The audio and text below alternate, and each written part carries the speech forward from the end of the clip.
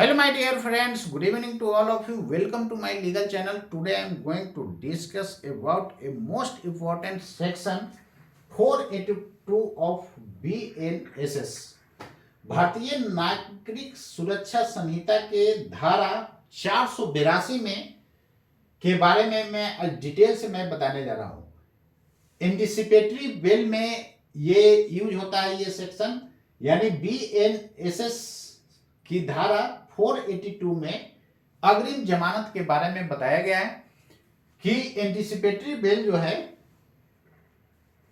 Arrest से बचने के लिए लिया जाता है, यानी direction for grant of bail to person apprehending arrest, यानी अरेस्ट से बचने के लिए पर्सन जो है जो बेल लेता है that is called anticipatory bell.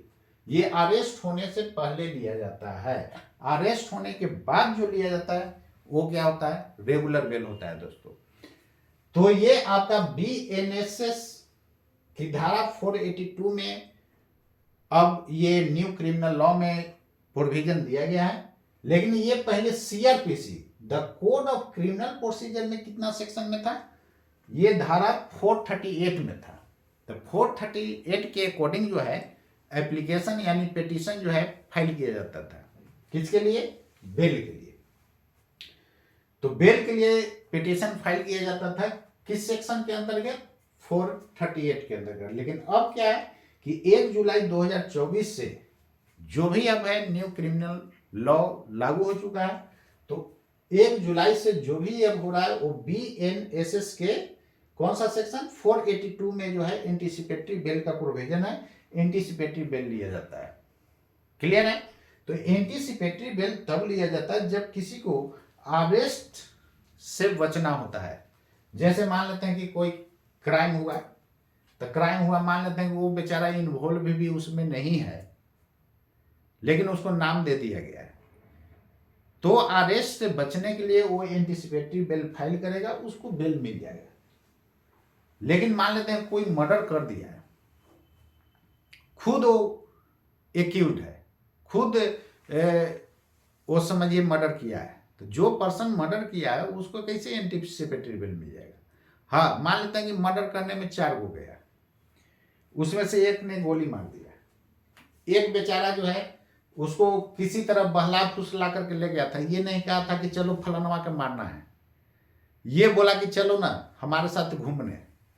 और घूमने गया 3 दोस्त उसके साथ, और वो जो है कमर में पिस्टल ले ले था, और जैसे ही घूमने के बहाने 3 दोस्त को ले गया और किसी को जा करके जान मार दिया। तो 3 को जो दोस्त था उसको तो इंटेंशन नहीं था उसको मारने का, लेकिन जो गोली मारा वो इसको बहला फुसला करके ले गया कि चलो भाई घूमने जा रहे हैं। अब पता चला कि वहां वो मर्डर कर दिया। तो अब जो ये 3 जो बेचारा है, इन्होंने तो इसका कोई इरादा ही नहीं था, इसका कोई इंटेंशन ही नहीं था मारने का। तो ये 3 पर्सन का एंटिसिपेटरी बेल ग्रांट हो सकता है। वो डिपेंड करेगा कि आप ड्राफ्टिंग कैसे किए हैं और वहां पर आर्गुमेंट कैसे कर रहे हैं। यदि आर्गुमेंट आप बेहतर तरीका से कर दिए ना, तो 3 का जो है बेल ग्रांट हो जाएगा, क्योंकि उसका कोई इंटेंशन ही नहीं था मारने का। बात समझ गया ना? तो इस आधार पर उसको एंटिसिपेटरी बेल मिल जाएगा। और जो खुद गोली मार दिया है, जिसने गोली मारा, तो वो तो भाई इंटेंशन उसका पहले से ही था। 3 गो और दोस्त को ले गया था साथ में, वो भी झूठ बोल करके, तो उसका तो इंटेंशन पहले से था उसको मारने का, तो उसको क्यों मिलेगा एंटिसिपेटरी बेल? तो एंटिसिपेटरी बेल जो है अरेस्ट से बचने के लिए लिया जाता है। मान लेते हैं किसी को शक है कि हमको पुलिस अरेस्ट करेगी, तो एंटिसिपेटरी बेल फाइल कर सकता है। अब ये फाइल कहां पर होगा? तो फाइल पहले लोअर कोर्ट में करना होगा। लोअर कोर्ट से यदि रिजेक्ट होता है तो फिर हाई कोर्ट से चांसेस आपका है कि आपको बेल मिलेगी। तो सबसे पहले आप लोअर कोर्ट में ही फाइल करेंगे। यदि आप डायरेक्ट हाई कोर्ट में करेंगे तो फिर वहां पर यह बोला जाएगा लोअर कोर्ट में आपने क्यों नहीं फाइल किया। तो जज साहब को बोलने का मौका मत दीजिए, तो पहले लोअर कोर्ट में कीजिए, लोअर कोर्ट से रिजेक्ट होगा तब जाकर के आप हाई कोर्ट में आप फाइल कर सकते हैं। तो उम्मीद करता हूं दोस्तों कि ये जो है सेक्शन के बारे में आपको समझ में आ गया होगा। तो बहुत लोगों का ये दिमाग में होता है कि 4 वो जाकर के किसी को मर्डर कर दिया, तो भाई कोई मारा होगा एक ही आदमी ना गोली, बाकी 3 जो है, हाँ अब ये है कि 2 आदमी तड़ातड़ गोली चला रहा है, तो फिर दोनों को जो है मेन इंटेंशन था दोनों मारना। मान लेते हैं उसके साथ 2 आदमी गया, लेकिन उसको कुछ झूठ बोल करके किसी ने ले गया कि चलो घूमने जा रहे हैं, चलो पार्क जाना है, अब पता चला कि जाकर के वहां मर्डर कर दिया। तो वो 2 बेचारा तो निर्दोष था, उसको तो इंटेंशन था ही नहीं मारने का। तो इस केस में बेल जो है ना आप फाइल कीजिए। बहुत लोगों का है कि बेल नहीं फाइल करता, जिसने गोली भी चलाई वो भी बेल फाइल करो, भगवान भरोसे उसका भी हो जाए। तो वहां सब आर्गुमेंट पर डिपेंड करता है, आर्गुमेंट अच्छा हो, ड्राफ्टिंग अच्छा हो, लेकिन 2 जो निर्दोष है ना उसको तो बेल ग्रांट होना चाहिए। बात समझ गए। लेकिन कभी कभी क्या होता है कि कहीं फॉल्ट होने के कारण उसका भी बेल ग्रांट नहीं हो पाता है। बहुत लोग निर्दोष जो है जेल में बंद है, आपको भी पता होगा। तो इसलिए आर्गुमेंट बेहतर होना चाहिए। अब ऐसा नहीं कि वकील साहब गए जाके कहानी जैसा पढ़ना शुरू कर दिए। बहुत सारे ऐसे वकील हैं जो जाते हैं एकदम कहानी जैसा पढ़ना शुरू कर, यार बहुत सब सीनियर लोग जो है कहानी जैसा पढ़ना शुरू कर देते हैं। जज साहब को बोलना पड़ता है कि ये कहानी क्या पढ़ रहे हैं, नींद आने शुरू हो जाता है। भाई आप उनको टू द पॉइंट समझाइए ना। यदि आप टू द पॉइंट समझाइएगा ना तो जज साहब को फाइल उलटने का जरूरत नहीं पड़ेगा, वो फटाक से आपको बेल मिल जाएगा। तो मेन पॉइंट वहां पर आप डिस्कस कीजिए। इसलिए तो भाई क्लाइंट जो है अपना वकील रखता है, और वकील साहब भी वही काम करना शुरू कर दें, कहानी जैसा पढ़ना शुरू कर देंगे, तो यार उतना पढ़ने का वहां टाइम है, फिर जज साहब क्यों कैसे देखेंगे। तो इसलिए ना वकील साहब को दिया जाता है कि आप घर से आप रेडी होकर के आइए। लेकिन क्या होता है कि जो लोग ज्यादा ओल्ड हैं वो मेहनत करते नहीं है, वो गया बस डायरेक्ट बहस करना शुरू कर दिए। तो वैसा नहीं होता है। अब देखिएगा कि सब बुजुर्ग लोग जो है जाके कहानी जैसा पढ़ना शुरू कर देते हैं, तो ये तरीका गलत है। आप मेन पॉइंट को वहां डिस्कस कीजिए। जैसे मैंने बताया था कि आर्गुमेंट कैसे किया जाए, ये मैं प्रीवियस वीडियो लेक्चर में मैं बता चुका हूं, आप लोग जाकर के देख लेंगे। तो वहां मेन पॉइंट को डिस्कस करें। यदि वहां पर मेन पॉइंट आप डिस्कस करते हैं ना, पिटिशनर का नाम बता दीजिए, किस सेक्शन के अंतर्गत एलिगेशन है ये बता दीजिए, कब से कस्टडी में है, कितना क्रिमिनल इंटेंसिडेंट है, आप डिफेंस क्या चाहते हैं, ये सारा यदि आप डिस्कस कर देंगे ना तो उनको फाइल पलटने की जरूरत नहीं पड़ेगा, और आपको बेल भी ज्यादा चांसेस ग्रांट हो जाएगा। तो वहां पर जज साहब को कन्विंस करना है। कितना लोग के तो देखे हैं, आपको मैं बताया ही था कि एक मेरा जो पहले मैंने जिस सीनियर के अंदर में था, दिमाग कंट्रोल में उनका था ही नहीं, जज साहब से बतजक हो जाता था, जज साहब गुस्साना पड़ता था, ये कोर्ट है। उसी तरह लोअर कोर्ट में भी उनके साथ गए, वही यार अपने तो बेइज्जत हुए ही, हमको भी बेइज्जत करना शुरू कर दिए। लोग गलत दृष्टि से देखना, आप जज साहब से आप उलझ जा रहे हैं तो ऑटोमेटिक आपका केस खराब होगा। जज साहब से पोलाइटली बात करें। लास्ट में उनको हम समझाए, जूनियर होते हुए भी उनको हम समझाना पड़ा कि थोड़ा सा आवाज को डाउन रखिए। तो शुरू में उनको बुरा लगेगा, सही बात तो बोलेंगे ना, हमारा केस भी आप खराब कर दिए, मेरा पर्सनल केस था। तो ये तरीका गलत है। शुरू है जब स्टार्टिंग में मैं इस फील्ड में आया था तो पहला उन्हीं के अंडर में काम किया था, लेकिन गजबो बोलते थे यार, लड़ जाते थे। वैसे नहीं ना होता है, लोअर कोर्ट में भी जज साहब उनको झाड़ दिए। तो वर्ड आपका सही होना चाहिए। चीफ जस्टिस साहब भी झाड़ दिए, समझ लीजिए क्या आपका इज्जत रहा। तो यार बोली पर थोड़ा सा कंट्रोल होना चाहिए। आप वो क्या होते थे, एग्रेसिव हो जाते थे। तो लास्ट में हम पूछबे कि आपको ब्लड प्रेशर तो नहीं ना है? अरे भाई थोड़ा वहां पर कंट्रोल में ना बोलिएगा। उनका बेटा भी उसी ने पागल, वो घस कर लेता वो अलबला गया। ये तरीका गलत है। तो अलबलाइएगा तो वहां पर आपका केस खराब हो जाएगा। इसलिए वहां पर एकदम धैर्य से बात करना होगा, धैर्य से बहस कीजिए, एग्रेसिव नहीं होना है। हमेशा आपके मुंह से जो है ना पोलाइटली बात निकलना चाहिए। आप भाई ऑनरेबल जज साहब के पास जो है आप आर्गुमेंट कर रहे हैं, तो थोड़ा सा लैंग्वेज आपका सही होना चाहिए। ज़्यादा उसमें जो है करापन नहीं होना चाहिए, मतलब पोलाइटली होना चाहिए। कितना लोग क्या करते हैं, वहाँ अगेंस्ट जो वकील रहते हैं उन्हीं से उलझ जाते हैं। तो ये सब आपका निगेटिव इफेक्ट है, ऐसा नहीं होना चाहिए। भाई कोर्ट है, वहाँ आप लड़ाई कर रहे हैं। कई बार मैंने देखा हूँ कोर्ट में अगेंस्ट वाले वकील से बतझक हो जाता है। अरे भाई वो अपना काम कर रहे हैं, आप अपना काम कीजिए ना।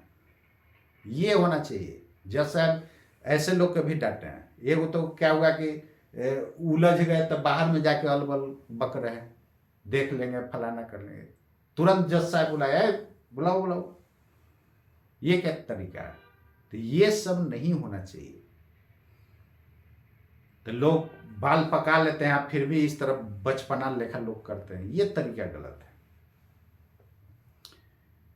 तो वहां पर बहुत सारी बात ध्यान रखना पड़ता है कि बेल कैसे मिले। उठपुटांग बोलिएगा काम गड़बड़ाएगा। तो आपका थोड़े जा रहा है, वो बेचारा क्लाइंट के न जा रहा है। आप उसका पैसा भी लिए हैं, उसको डुबा भी रहे हैं। तो ये सब नहीं होना चाहिए। तो सभी वकील साहब से हम रिक्वेस्ट करते हैं कि थोड़ा जज साहब के पास पोलाइटली बोलें, एग्रेसिव नहीं हो, और जो एगेंस्ट वकील हैं उनसे झगड़ मत जाए। ये तरीका गलत है। जैसे आप झगड़ेंगे तो जज साहब सब आपका एक्टिविटी देख रहे हैं, ऑटोमेटिक आप केस खराब होगा। आपका केस खराब होगा तो रिजेक्ट हो जाएगा, रिजेक्ट होगा तो किसका जाएगा? आप तो पैसा खाइए लिए हैं क्लाइंट का। कई बार जज साहब बोलते हैं कि आपका क्या जाता है, वो तो क्लाइंट के न जा रहा है। बहुत बार बोले हैं लोग, बुजुर्ग बुजुर्ग लोग जा करके जो है वहां पर नहीं इस तरह बिहेव करते हैं। अरे यंग लोग करता है तो चलेगा भाई, अभी नया खून है। वो लोग क्यों करते पता नहीं यार। तो इसके कारण भी बहुत सारा उनका जो है केस खराब हो जाता है। तो उनका थोड़े जा रहा है, वो तो सब क्लाइंट का जा रहा है। आप तो पैकेट में भर ही लिए हैं। तो क्लाइंट का ख्याल रखा जाए। बहुत सारे बेचारा जो है निर्दोष लोग बंद है। दोषी को सजा दिलवाइए, निर्दोष को उसको निकालिए। लेकिन वकील का काम है दोषी रहे चाहे निर्दोष रहे, उसको बचाना है। हमारे पास भी जो आएगा, मान लेते कोई मर्डर करके आएगा तो उसको कहेंगे नहीं तुम्हारा केस लेंगे। अरे भाई हम फुल कोशिश करेंगे उसको बचाने का। हमारे पास वो आया है तो ये होना चाहिए। अपना कर्तव्य वकील साहब को निभाना चाहिए। बहुत लोग तो क्या करते हैं, अगेंस्ट वाले से पैसा खा लेते हैं और केस हार जाते हैं। ये भी तरीका निंदनीय है। तो लोग इस तरह के काम करते हैं तो क्लाइंट का लॉस है। तो ऐसा नहीं होना चाहिए। और क्लाइंट भी क्या होता है कि अरे भाई आप भी जैसे जो बेचारा पढ़ा लिखा नहीं हो तो फंस जाता है। जो पढ़े लिखे वो थोड़ा सोच समझ करके दीजिए ना, ताकि आपके केस का जो है वो ध्यान रख करके आपका पैरवी करें। बहुत जगह बहुत बार तो मैं देखा हूं, वकील साहब गायब है, उधर पास ओवर हो रहा है। तो पास ओवर हो रहा है तो क्लाइंट के साथ आप गड़बड़ी ना कर रहे हैं। आपका केस ठीक है, आपके पास बर्डन है तो ले क्यों लेते हैं उतना? केस ज्यादा है तब और लोग का आप डिस्ट्रीब्यूट कीजिए। आपके ग्रुप में है हमारा, इसलिए तो हम ग्रुप एक बनाए हुए हैं कि हमारे पास मान लेते हैं कि ओवरलोड है, तो भाई दूसरे को दे देंगे। तो आप ले लेते हैं अपने रिस्क पर और उधर पास ओवर कराते जाते हैं। बहुत सारा केस जो डिले जो है वकील साहब के कारण भी हो रहा है, डेट पर डेट, डेट पर डेट, डेट पर डेट। बहुत लोग जज साहब तो गुस्सा जाते हैं, जो अर्जेंट नहीं है, क्लाइंट से तो पैसा ले लिए और डेट पर गए नहीं आर्गुमेंट करने, तो जज साहब गुस्सा जाते हैं, कहते हैं सीधे डिसमिस कर दूंगा। तो डिसमिस होगा तो वकील साहब क्या जाएगा, वो सीधे क्लाइंट के बेचारा जाएगा।